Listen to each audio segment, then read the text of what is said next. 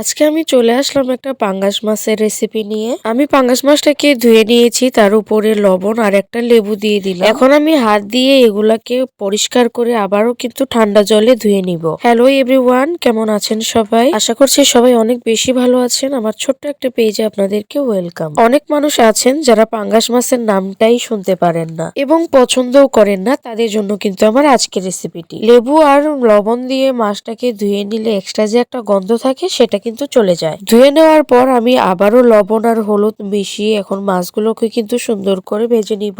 আর আজকের এই রেসিপিটি বানাতে কিন্তু খুব বেশি কিছু লাগছে না, ঘরে থাকা অল্প উপকরণেই কিন্তু হয়ে যাবে। যারা পাঙ্গাস মাছ পছন্দ করেন না, আজকের রেসিপিটি বানালে কিন্তু তাদের মুখে লেগে থাকবে। এইভাবে পাঙ্গাস মাছ কিন্তু আমি অনেকবার বানিয়েছিলাম, খেতে ভালোই লেগেছিল, তাই জন্য ভাবলাম এই রেসিপিটি আপনাদের মাঝে শেয়ার করি। তেল দিয়ে দিলাম, তেলটা গরম হয়ে গেলে আমি মাছগুলো একটা একটা করে ভেজে নিব খুব ভালোভাবে। আর আজকের মাছের পিসগুলা কিন্তু অনেক বড় বড়ই ছিল।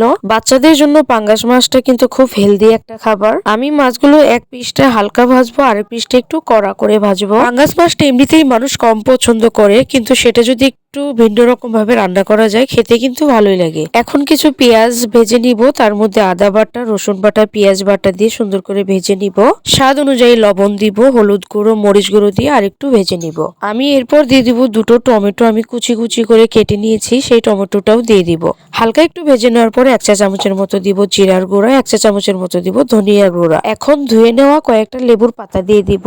লেবুর পাতাটা দিলে এক্সট্রা গন্ধটা চলে যায়, সুন্দর একটা ফ্লেভার চলে আসে। তারপর জল দিয়ে দিব, জলটা ফুটন্ত হয়ে গেলে মাছগুলো দিয়ে দিব। আমি কিন্তু প্রায় সময় এভাবে রান্না করি, খেতে কিন্তু অনেক মজা লাগে।